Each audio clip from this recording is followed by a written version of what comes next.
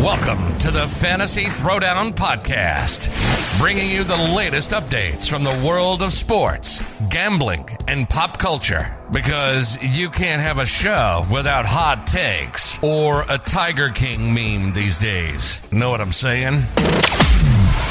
Now, with over 200 episodes and ready to get after it again, here's your host, Dwayne Callender. Okay, let's get right into it, folks. We don't have a lot of time. It is Monday Night Football coming on deck with the Giants traveling to KC to play the Chiefs.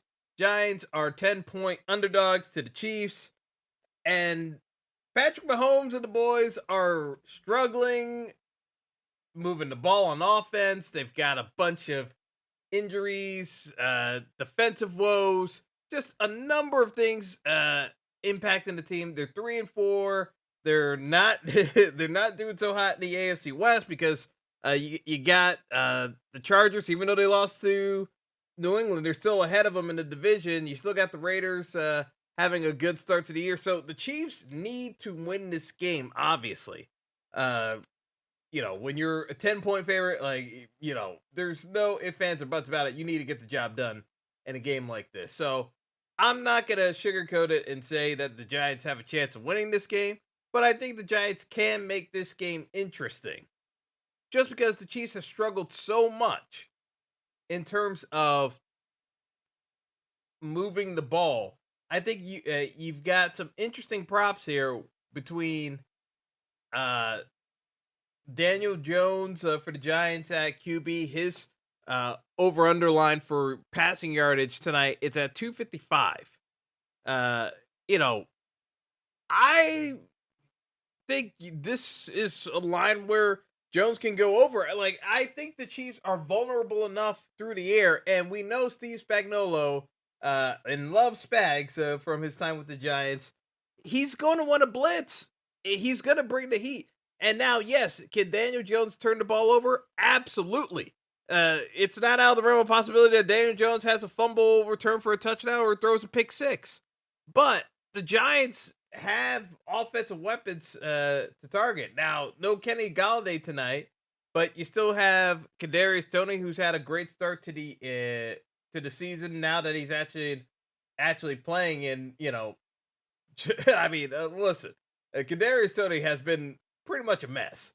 But I will say though that when he's been on the field, he's actually put up numbers. So I think he's definitely in play in terms of matchups tonight against this Chiefs secondary. Between Sterling Shepard being back, you got Kadarius Toney, you've got Darius Slayton, who's always been a good target for Daniel Jones. The Giants can move the ball on this Chiefs defense. The question becomes, even if the Chiefs get up on them, the Giants can still move the ball on this Chiefs team. I don't think it's necessarily out of the realm of possibility the Giants cover this game. I don't think the Giants win this game, but I definitely think they score enough points to keep it close enough. So, to me, this total being at 52, I think we go over this total. And yeah, people think that the Chiefs are going to cover the 10-point spread, and it's certainly possible that the Chiefs just motorboat the Giants and they go up 4 scores and it's a done deal. It's absolutely possible. But I think the Giants keep it close enough that this is a 2-score game and the Giants could always backdoor cover this in the fourth quarter. It's not out of the realm of possibility. So, to me, I think the question becomes from a roster construction standpoint, if you go with the Chiefs, Patrick Mahomes is going to cost you $18K on DraftKings in the captain spot. It's just going to be an astronomical figure. He's $12K normally, $18K in the captain spot. Kelsey, also going to run you about $16K in the captain spot. Tyreek, also going to run you about $17K. He's even more expensive than Kelsey. I think the play here is to go with the Giants in the captain spot. We know this Chiefs team cannot cover teams. We know this. So whether it's a matter of you're rotating in Sterling Shepard, Kadarius Toney, or Darius Slayton, I think one of these guys can catch a deep ball from Daniel Jones here. And I think you definitely should be playing Daniel Jones tonight. Yes, I'm going to say it. I don't think Daniel Jones is still a good NFL QB, but for fantasy purposes, this is a prime matchup to throw the football as an opposing QB. So to me, there is nothing precluding going with the Chiefs. The Chiefs to win the game, but lining up the Giants offense against the Chiefs. So to me, I think you got to run with a Giants wide receiver in the captain spot. I would say the home run threat so far this year has been best. So far this year has been Kadarius Toney, but we've seen Slayton be that guy in the past. But I think Slayton kind of needed both Toney and Shepard to be out tonight to really benefit from that. I'm not playing Dante Pettis now that Toney and Shepard got ruled in. I would shift more towards, because Pettis was 5K. Now I'm shifting off of Pettis. I'm going to John Ross down at 1,800. That makes more sense. Evan Ingram, he's an automatic fade for me. He hardly, if ever, gets it done. I struggle to think of a time where Evan Ingram actually got it done from a statistical standpoint. So 5,400, I'm crossing off Evan Ingram. I'm going to cross off Dante Pettis. And, it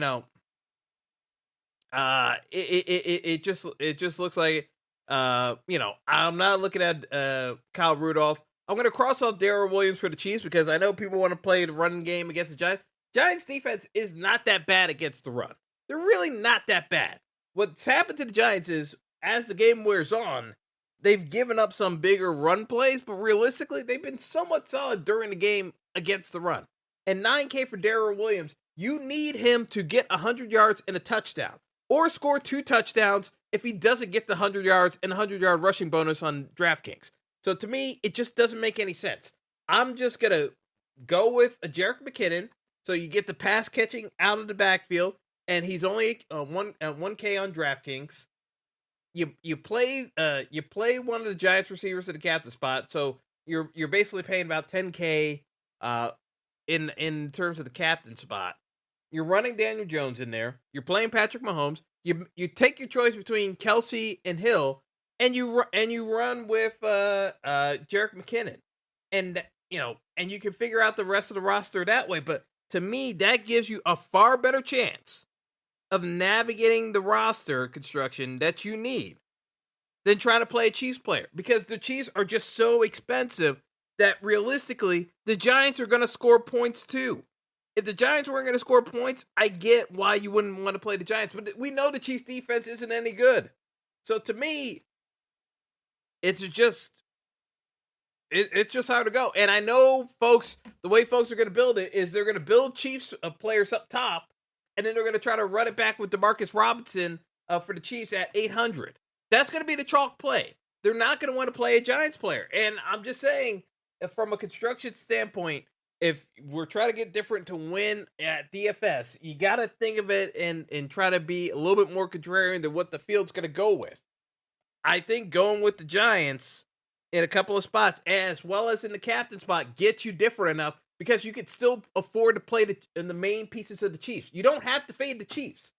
You just have to play enough Giants players that are going to get touchdowns as well when the Chiefs start putting up points. If the Chiefs motorboat them and blow the Giants out by 3 touchdowns, yes, we lose. But if this game stays close enough, you're going to need Giants pieces to be in the mix. So, as I said, between Kadarius Toney, he's 6,800, Darius Slayton, 6,400, or Sterling Shepard at 7K, play one of them in the captain. So that's 1.5 times the salary. So, worst case scenario, if you're gonna be playing Sterling Shepard, you're paying 10.5 in the captain spot, and that gives you enough salary to play around with having Patrick Mahomes and one of his big weapons, either in Hill or Kelsey, and then play Daniel Jones and some other pieces from this game. I don't necessarily like the kickers, because the kickers tonight, yes, they can score points, but I honestly think this game is going to blow past 50 points. And once you get past 45 points, it's really hard for a kicker to be in the optimal in most games, unless they're hitting multiple 50-yard field goals. So That's the way I'm looking at it. I'm going to get out of here so we get this episode uploaded. But best of luck tonight, everybody. And until next time. Thanks for listening to the Fantasy Throwdown Podcast. Be sure to like and subscribe to the show on Apple Podcasts, Google Podcasts, and all other major outlets.